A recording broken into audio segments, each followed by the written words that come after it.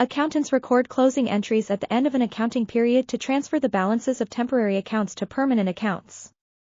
The main goal is to reset the temporary accounts to zero so that they can be used to accumulate data for the next accounting period. In manual accounting, the closing entries consists of the following 4 steps. The first step is to close the revenue and other credit balance accounts to income summary. Next, we close the expense accounts and other debit balance accounts to income summary. Then, we close the income summary account to the capital account. And, finally, we close the drawings or dividend account to capital. The closing process in a computerized environment depends on the complexity of the company's setup. In some companies, the closing process is very complex and requires coordination between all the accounting teams.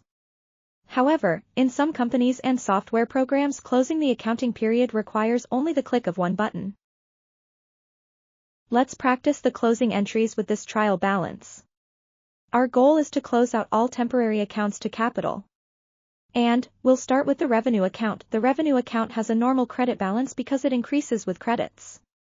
That's important to know because we need to know whether to debit or credit the account.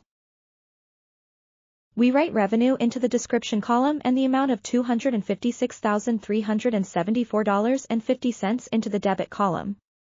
On the second line, we slightly indent and write income summary into the description column and the amount of $256,374.50 into the credit column. Next, we'll close the expense accounts to income summary which total $218,174.50. Expense accounts have a normal debit balance because they increase with debits. We record the second closing entry by debiting the income summary account for $218,174.50 and crediting each expense account.